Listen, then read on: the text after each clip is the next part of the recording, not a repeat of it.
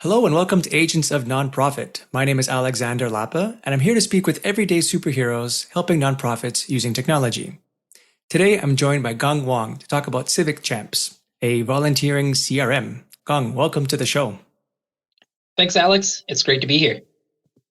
So, for those who are hearing you for the very first time, can you give us your superhero origin story? Who are you and what do you do?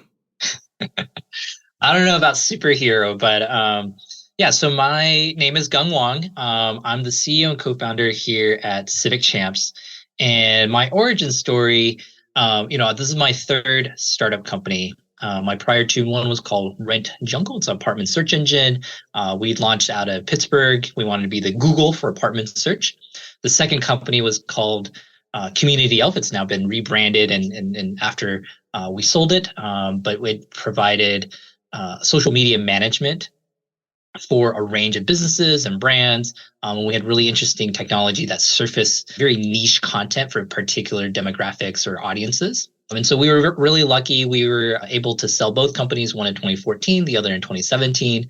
And so I wanted to do something entrepreneurial again, but was thinking that it would be great if it also had a strong social impact. And so I've always been enamored with volunteerism. I think there's so many sort of personal benefits. Obviously, you're helping the community, but also increasingly I've grown fond of this idea that volunteering can bring our communities together.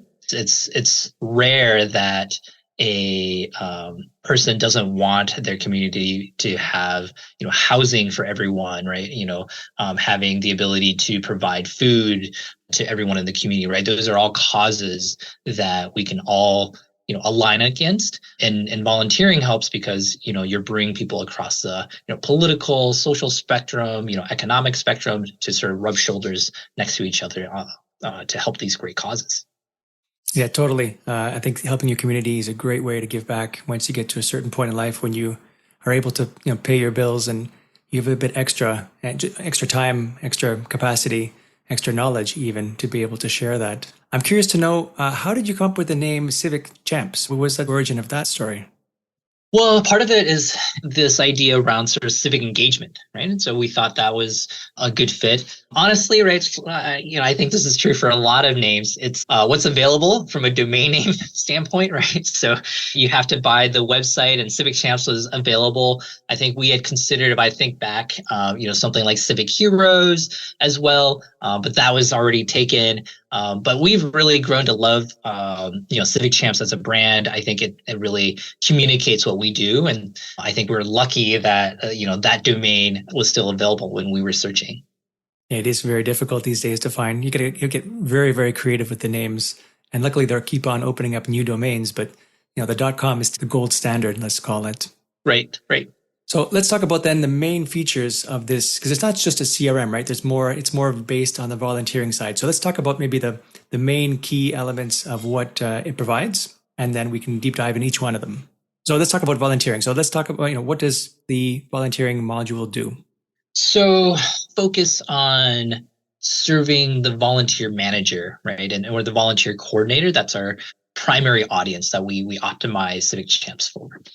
And so for them, their job is to make sure that they can recruit volunteers, they can engage them, they can retain them, and they can sort of report on them. And so that's really what Civic Champs as a platform holistically does, right? As we try to be there at every stage of that volunteer life cycle. So from registration and onboarding to scheduling and getting people signed up for events to managing their waivers and questionnaires to communications when you have to email or text them something to the hour tracking for people when they show up on site, and then finally the reporting on the back end to say, hey, here's how many folks that showed up, here's how many hours they did, here's what they did for the day, and whether they were happy or not as well, right? And so as a platform, we try to be there across each step of that journey.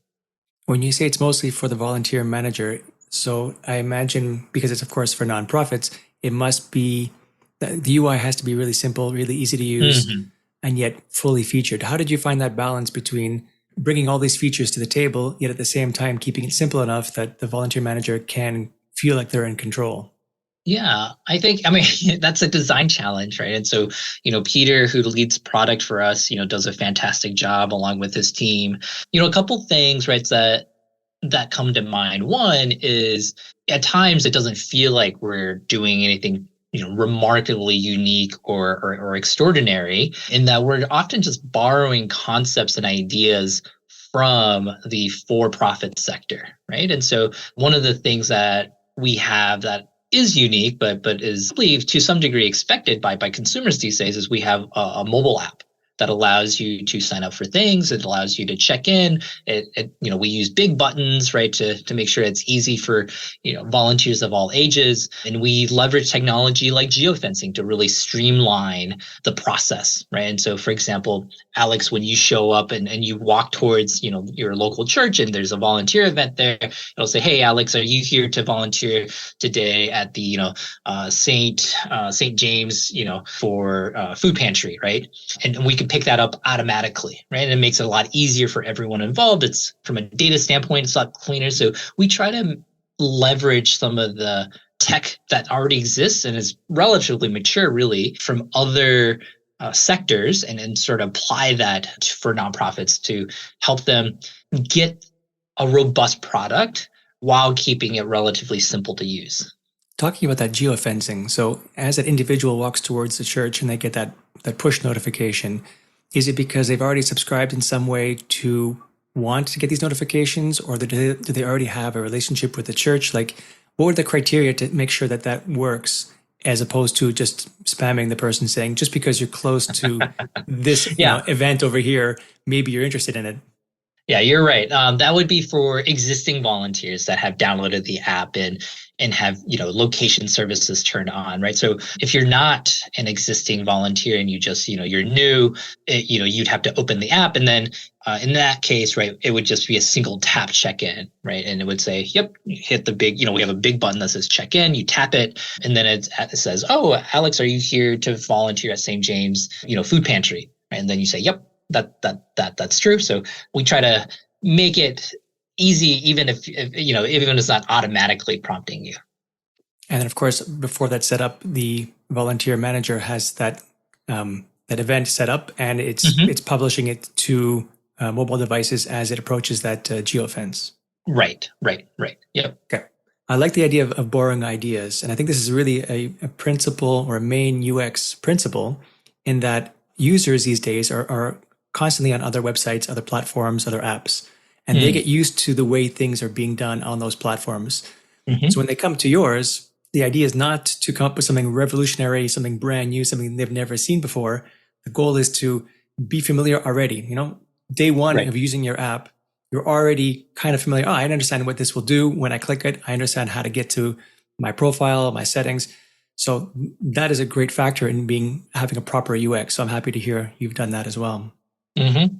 Yeah, I tell folks, sometimes you got to steal with pride. And there's no shame in that. You don't need to revolutionize something. It really is going with the flow, because it just makes adoption that much easier. Yeah, absolutely. The second item that I know is a bit, not necessarily new, but at least that caught my attention, was something about micro donations on these volunteer checkouts. Can you speak more about that, please? Yeah. So, I think studies show that volunteers are, anywhere between twice to even up to 6 times more likely to donate than non-volunteers. They give up to 10x more over the course of their giving over a lifetime than non-volunteers. And when you ask volunteers, "Why didn't you give to a particular organization that maybe they have volunteered at?" They would say, "Well, actually, I would, but I just was never asked." Right. And I think there's this stigma oftentimes of asking your volunteers for donations, because you say, "Hey, well, they already gave their gift of time." But in reality, many of them are more than happy to support you or this organization financially, along with their sort of gift of time, if you will, right? And there's so many examples, right, of if you're able to cultivate and keep those volunteers happy, make sure that they're excited about the mission, right, of the little old lady who's been volunteering for 30 years at the food bank, right, and is leaving a $1 million bequest in her will, right, and that's unexpected, right, and but coming from that volunteer. And so for us, though, we saw this interesting opportunity, right, where we're one of the few platforms that actually collects feedback about a volunteering experience after every session. Just like you mentioned earlier about taking these ideas from other companies, right? So we're used to doing this on DoorDash or on Uber, right? On pretty much any consumer app where after the transaction, it's like, hey, how many stars would you give this? Would you have any feedback, right? And we collect that information on behalf of the nonprofit. And what that allows us to do is to see who is actually sort of inspired by your mission in that moment, right? If someone says, hey, I had a great time, super happy face or 5-star review, that's actually a great moment to ask for someone for a small dollar donation, right? And I think that's part of the key too, which is in our research, we found that if you make an asset that's too large, it does become, let's call it disrespectful, right? Of the time that they give in, where they feel like, this, is this really what you want instead of just my volunteering? Whereas if you can make it feel incremental to the mission or the task that they already helped you with, then, people are excited to give more. So for example, you could match $1 per hour that you volunteered, right? Or, hey, $5 would also pay for, 2 additional meals for the families that you just served today, right? And so something small that's tied to the mission or the work that they did for inspired volunteers is a great way to activate them, right? And then it's up to the job of your development team to sort of cultivate that relationship and get them from donating that $5 to 50 to 500, et cetera. But psychologically, we know that the hardest hurdle to get over is donating that first dollar, right? Did I understand correctly in that depending on how long the volunteering job is, you can scale up the ask? For example, if I'm only volunteering for 1 hour of my time, the options available to me to donate might be only $1, $2, let's say $5 at most. But if I volunteer, let's say 8 hours of my time, those numbers would be times 10. Right. That's one of the models you could set up within our system. Exactly. So you could say, it's just something that is, and it's less about scaling it up for us and more around tying it back, right, to something tangible that they've done, right? That says, oh yeah, that makes sense, right? I did 8 hours and I'm going to match $1, right? It's sort of this idea of if you're running a marathon, right, and people sort of contribute, they match, they'll donate per mile that you run. So there's some tie-in to the activity that you did. Yeah, that's really cool. If it's a reoccurring job, for example, once a week I come in, do you normally have that ask every single time, or is it more toward the end once I finish, let's say, my 2, 3, 4 weeks of volunteering? Yeah, so I think you would set it up differently, right? So if you have, let's call it a corporate event where you're not really expecting a lot of folks to be coming back, you just want to make that ask right up front, that in that first session, I think for your happy volunteers. But if it's an event that's recurring and you have sort of recurring volunteers, we allow you to sort of wait right until maybe the second, third, or fourth session that they've been there. And you can also say, how many times you want to make the ask and sort of at what frequency. And so maybe it's just one time after that fourth time. Maybe it's, the fourth time, but also the 8th and 12th time, right? That you sort of make an ask so that it doesn't feel like it's not something that shows up every time that they're checking out. Yeah, that needs a balance between, yeah, exactly.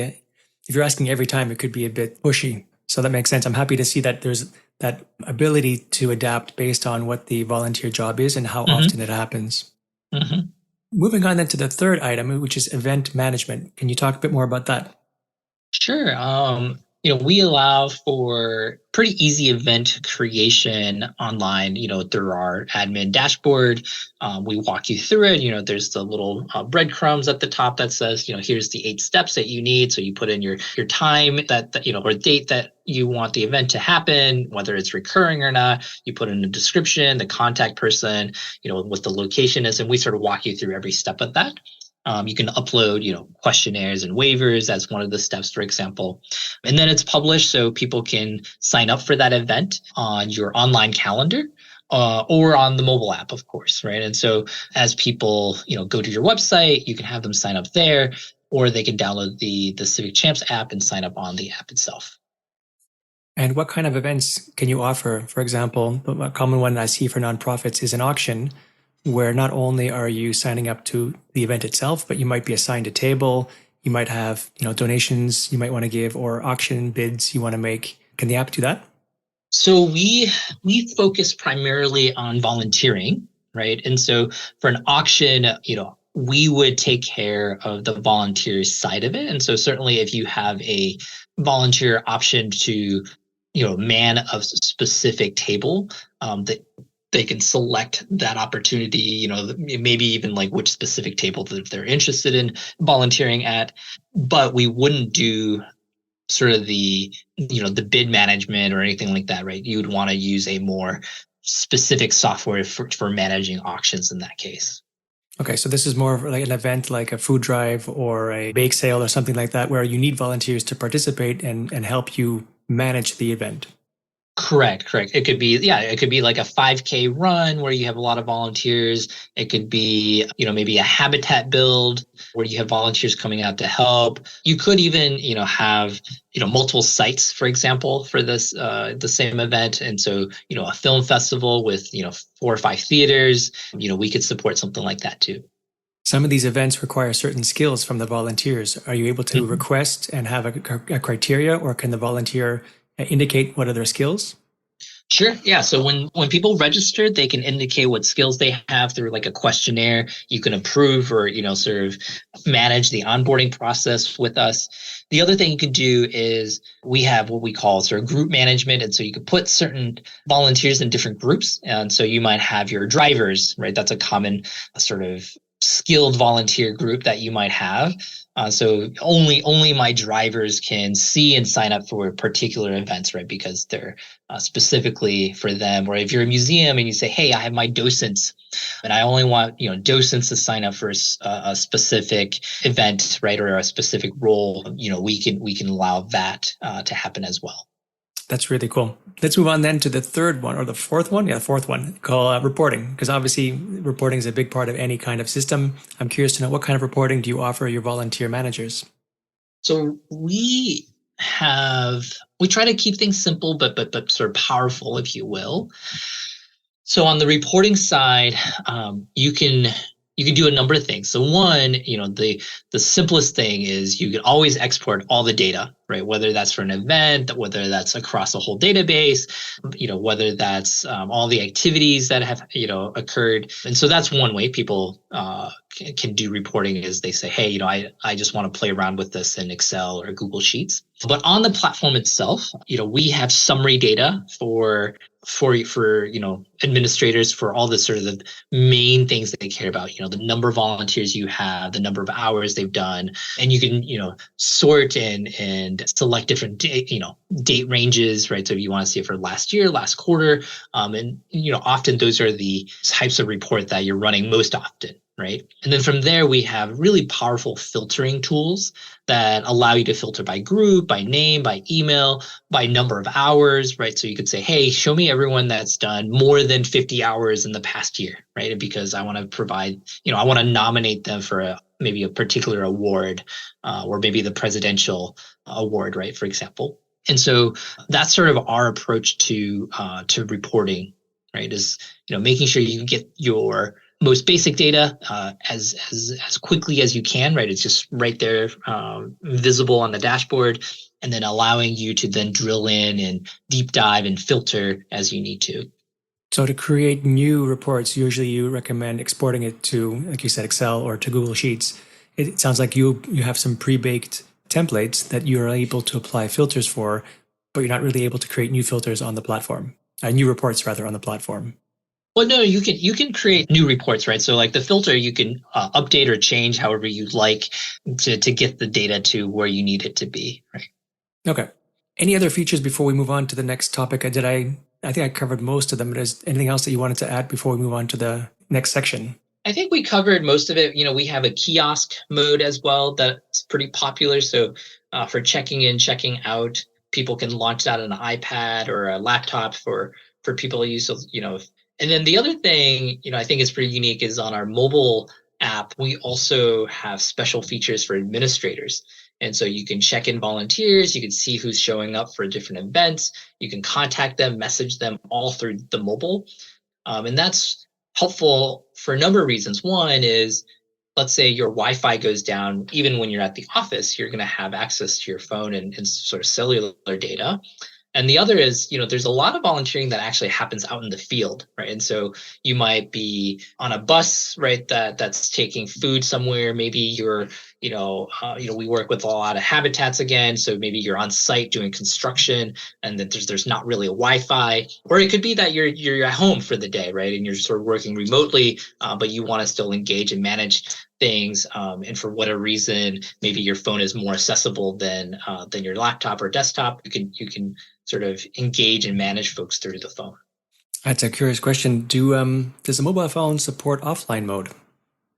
Currently, we do not. That is a feature that we've considered for a while. I think we've been thinking about from a design standpoint, how would we want to do that? Whether you indicate you're going into offline mode and then you have to sync later, or if it would detect it and how that would work. So that's something hopefully we'll launch in the near future, but currently we don't have.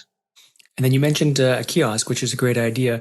What about there are certain volunteers, more senior, who may not have a phone or may not feel comfortable downloading an app? I guess the kiosk is more suited to them, or you have other ways to help them make sure that they get checked in properly? Yeah. The kiosk it was sort of designed for that. And again, also for the administrators on their mobile app, that's the other feature, right, that really addresses that too, which is, if you have volunteers who aren't comfortable with using a mobile app, right? Even, we try to make it as simple as possible, but, people may choose not to. They can engage that way, or as an admin, you can always sort of manage them on your own device. So this is a pretty comprehensive list of features for volunteering. I'm curious to know, who is the main target audience for Civic Champs? So like I said, volunteer coordinators, volunteer managers are our constituent that we serve.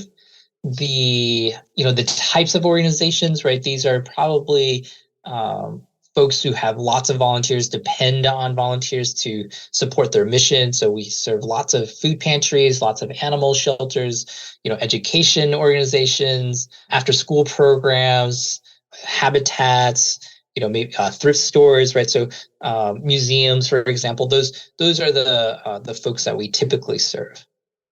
I forgot to ask the question actually, is it multilingual and multi-currency? That is not a feature we have yet. Okay. And then, so nonprofits, there's no particular size, right? It scales up from very small to very large, and various industries you mentioned as well, right? Right. Okay. So yeah, we have the full range, right? We have, and we want to make sure that we can always serve the smallest nonprofits and make it affordable for them as well. So we have thrift shops that, maybe have $100,000 or $200,000 in annual budget, maybe even lower, right?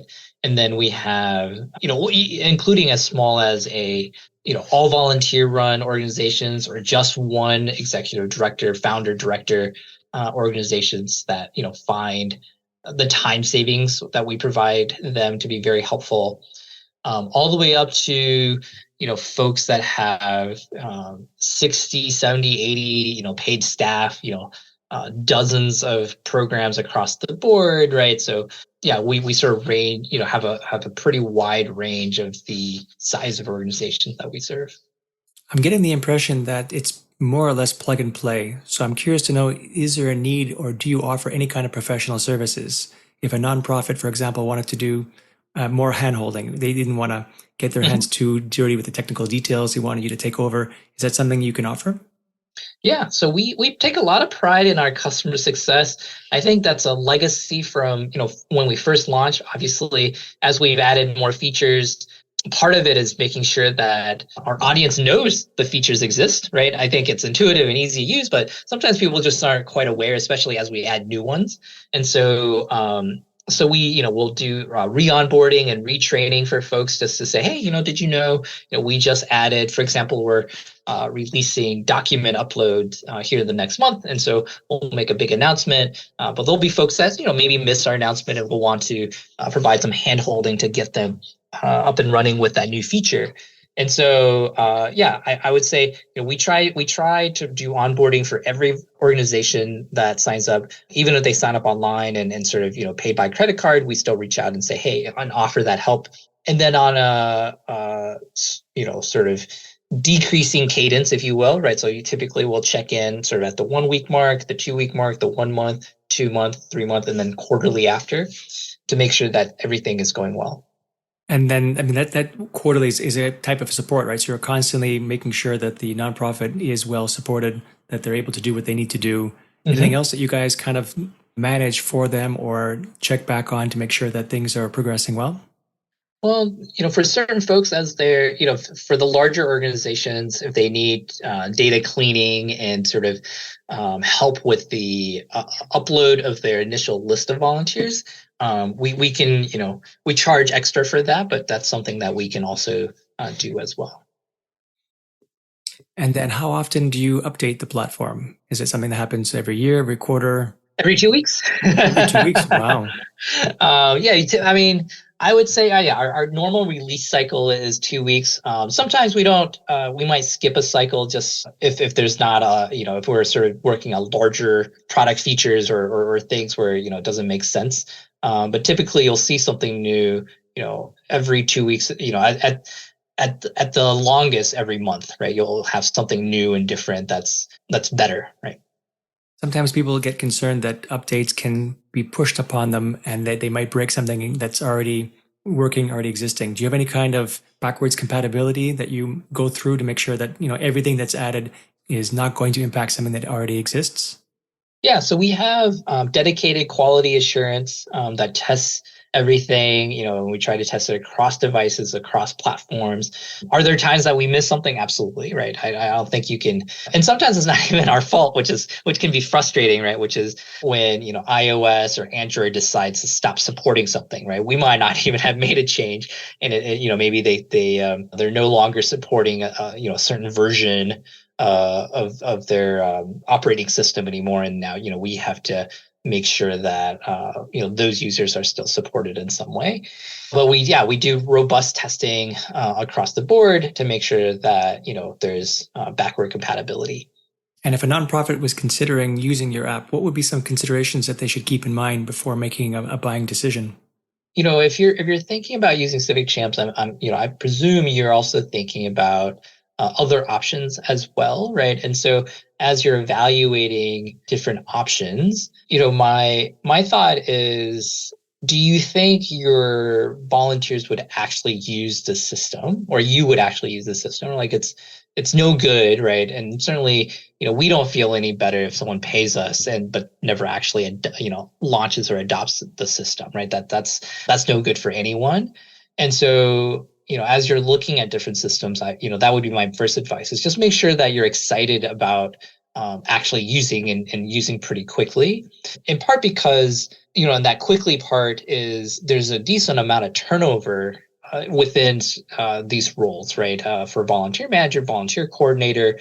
And so you want to make sure that between, picking this platform and actually starting to use, you're anticipating no more than 2 months, right? And ideally, you're up and running in that next week, and we can certainly support that kind of time frame. And so those are sort of my main thoughts as folks look at different systems. Is are you going will you actually take advantage of this? And if you can, also think about what is the ROI on this, right? Like, I think using data to at least estimate, how many hours do you think this is going to save you? How many more volunteers do you think this will generate? And what's the value of that incremental volunteer, or the incremental micro donation, and sort of adding that up together and saying, hey, for my $100 investment, I'm going to get $1,000 back, right?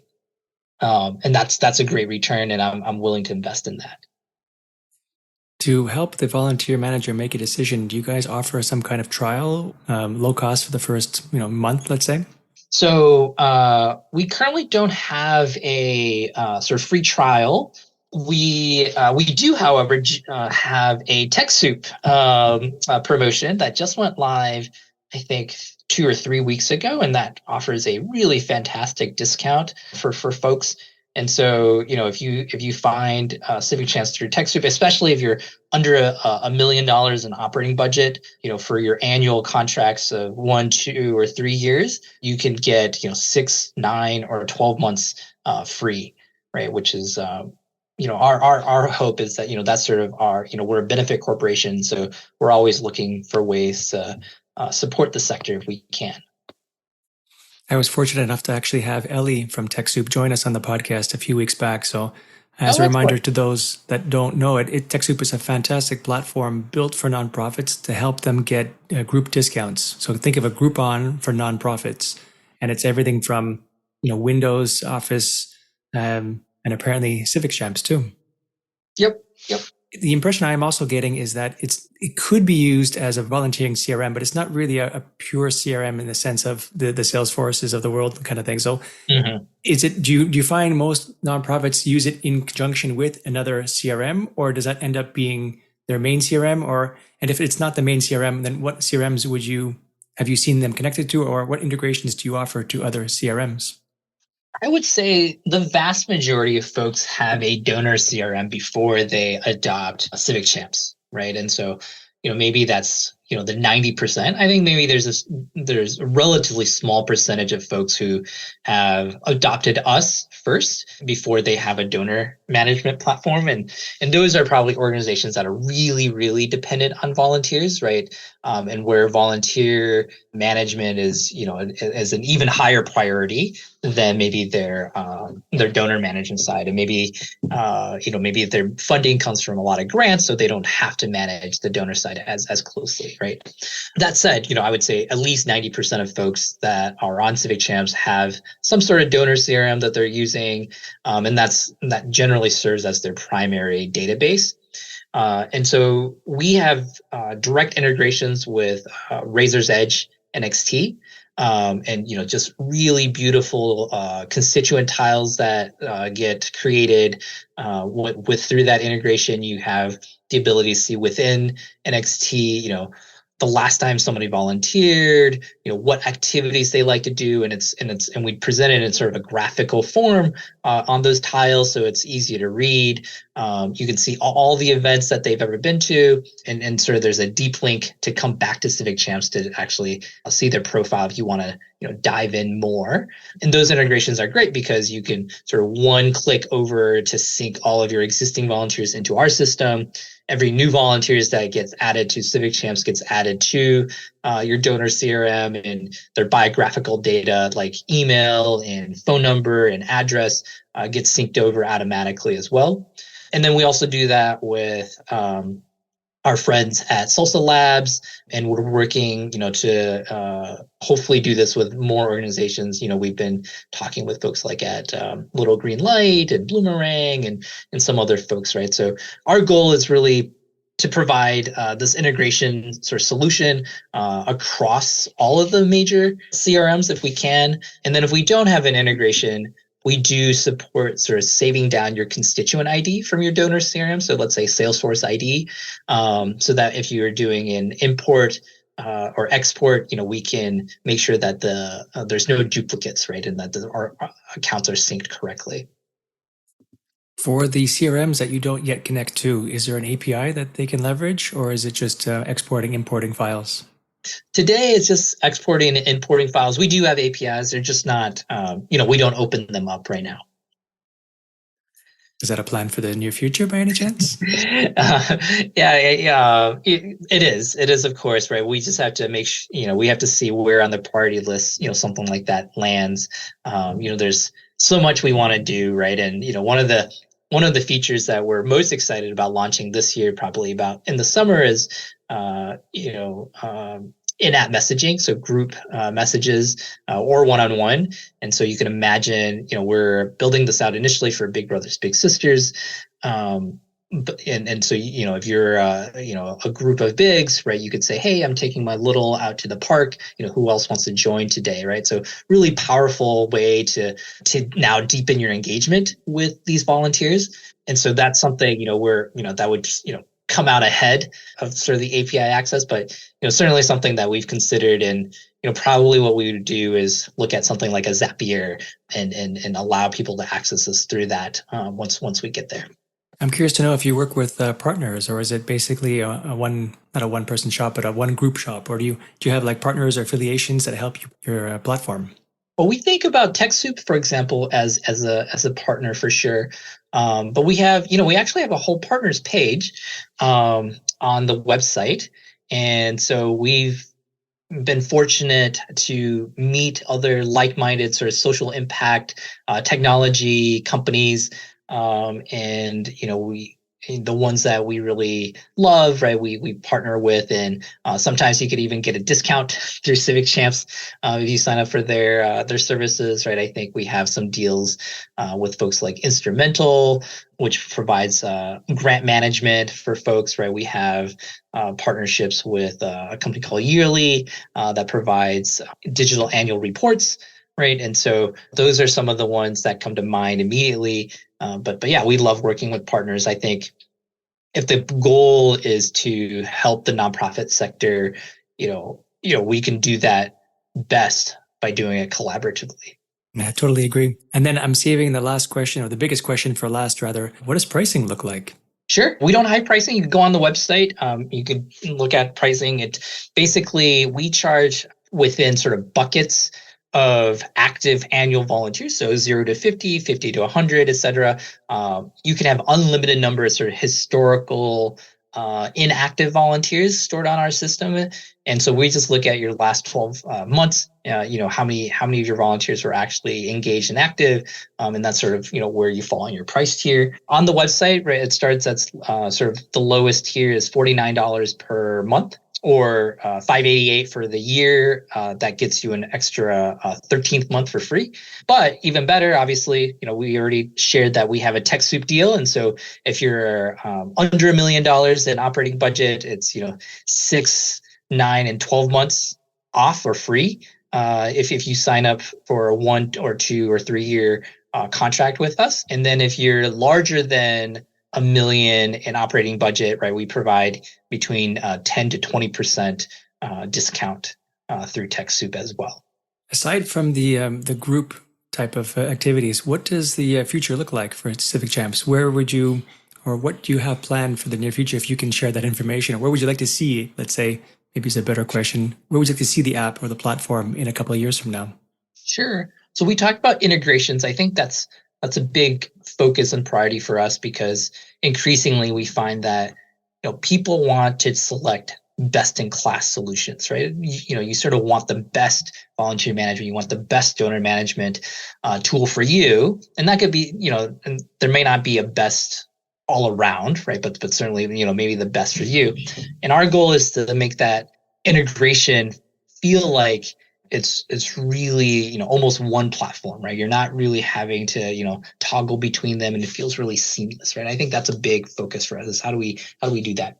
The other pieces are around zeroing in on specific nonprofit verticals, and offering bespoke solutions for them. And so we started with mentorship, for as an example. So in addition to all the features that we talked about, right, from onboarding and tracking and reporting and all of that, for our organizations that focus on mentoring, volunteer mentors, we actually have a mentoring module for them now that allows them to track the engagement between mentors and mentees, right? And so really collecting that rich feedback, understanding whether your mentees or mentors have actually met, right? And allowing them to, manage their matches on our platform. And so that's one example. Another sort of module we're building out is around volunteer drivers.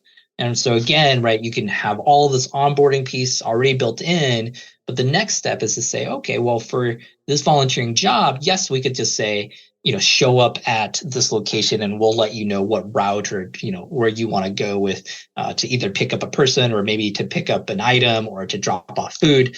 But through Civic Champs, what I'd love to do is say, for those tasks, it kind of looks and feels sort of like an Uber, right? Where you could say, oh, yep, you have, 5 locations you need to go to.